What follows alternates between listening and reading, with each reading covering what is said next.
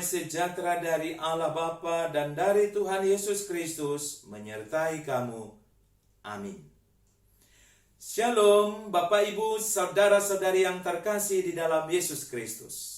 Pada hari Rabu 23 Juni 2021 ini kita menerima kebenaran firman Tuhan yang terkandung dalam surat Galatia 6 ayat 7 demikian. Jangan sesat, Allah tidak membiarkan dirinya dipermainkan. Karena apa yang ditabur orang, itu juga yang akan dituainya. Barangkali Anda pernah mendengar lirik lagu begini.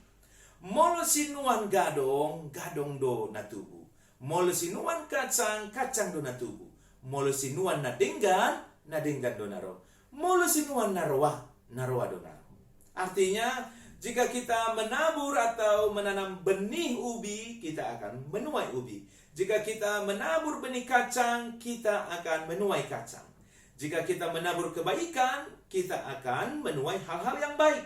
Jika kita menabur kejahatan, kita akan menuai hal-hal yang buruk. Apakah Anda setuju akan nasihat dalam lirik lagu itu? Menurut saya ada bagian lirik itu yang perlu diperjelas. Apa yang kita tabur belum tentu hanya hal-hal yang kita tabur itu yang akan kita tuai. Pada saat saya melayani di daerah Sending HKBP di Pulau Rupat pada tahun 2006 sampai 2010, saya pernah ikut membantu satu keluarga suku Akit memanen padi di ladang yang telah mereka taburi dengan benih padi 6 bulan sebelumnya. Mereka menabur benih padi.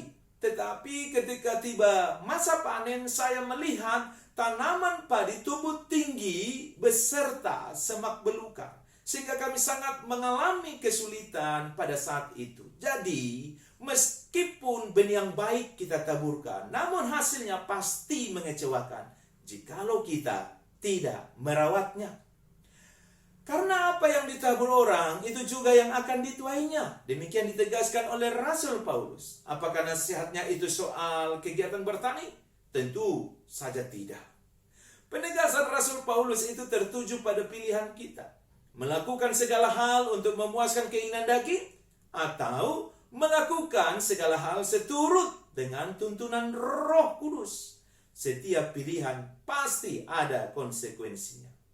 Barangkali Anda mengetahui orang-orang yang terbiasa berbuat jahat seperti korupsi, menipu, mengambil hak orang lain, memalak, membegal, berselingkuh, dan lain sebagainya.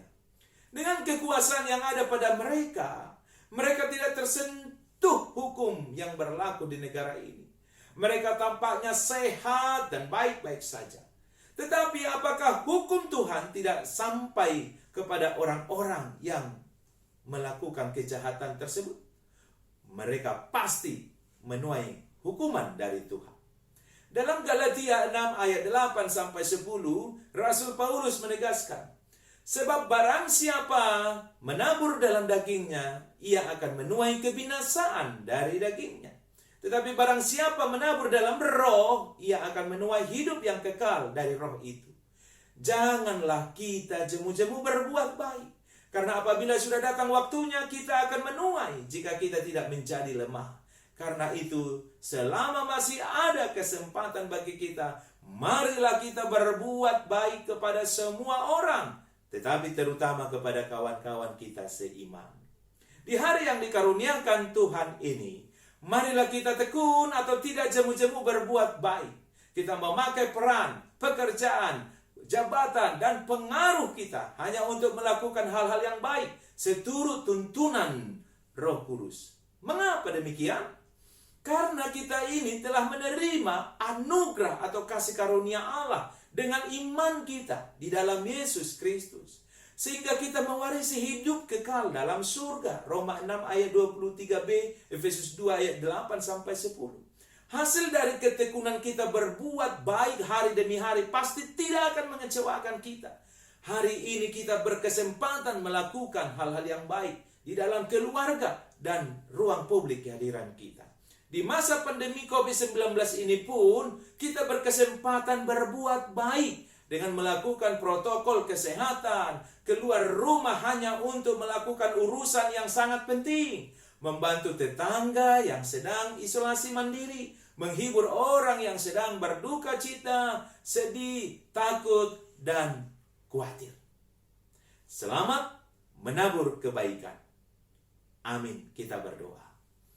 Terima kasih ya Tuhan Allah Bapa atas firman-Mu bagi kami.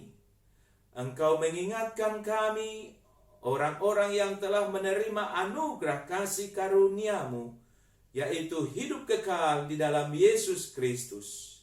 Sehingga kami yang percaya kepada Yesus Kristus, sekarang hidup hanya untuk mengerjakan hal-hal yang baik dalam kehidupan kami. Tuhan, beri kami hari yang baru ini. Kami mau pakai untuk melakukan hal-hal yang baik, seturut dengan tuntunan Roh Kudus. Ya Bapa, berkatilah semua yang kami kerjakan hari ini, sehingga kami beroleh rezeki yang bisa kami bawa dalam rumah kami, untuk kami nikmati bersama dengan seisi rumah kami, dengan rasa syukur dan sukacita. Berilah kami kekuatan dan kesehatan, secara khusus di tengah pandemi COVID-19 ini Tuhan. Perkenankanlah kami menerima kebutuhan dan keperluan kami daripada-Mu. Tuhan, kami berdoa untuk saudara-saudara kami yang terpapar COVID-19. Kasihanilah mereka yang sedang menjalani proses pemulihan di rumah sakit dan di rumah. Mengalirlah berkat kesembuhan dari-Mu kepada mereka ya Bapa. Jadikan berhasil semua usaha dokter, semua usaha keluarga. Tidak ada yang sia-sia Tuhan. Panjangkanlah umur mereka. Beri mereka Tuhan kesempatan untuk menjalani hidup memuliakan Tuhan. Ya Bapa, hiburkan, kuatkan keluarga yang sedang bergumul untuk mendampingi, untuk menolong anggota keluarga mereka yang sedang menjalani proses penyembuhan. Tuhan, berkati bangsa dan negara kami ini. Beri hikmat-Mu kepada pemimpin kami, supaya mampu membuat kebijakan dan melakukannya yang menghasilkan kehidupan yang baik di negara kami ini. Berilah kesadaran kepada semua warga Indonesia ini untuk sungguh-sungguh melakukan protokol kesehatan Tuhan. Di tengah pandemi COVID-19 ini, kami boleh bersama-sama mempedulikan kesehatan, peduli pada orang lain, saling menolong, saling membantu. Demikianlah keadaan ini mengajar kami Tuhan untuk saling menghargai kehidupan semua orang. Terima kasih banyak ya Bapa. Di dalam Yesus Kristus kami memohon kepadamu. Amin.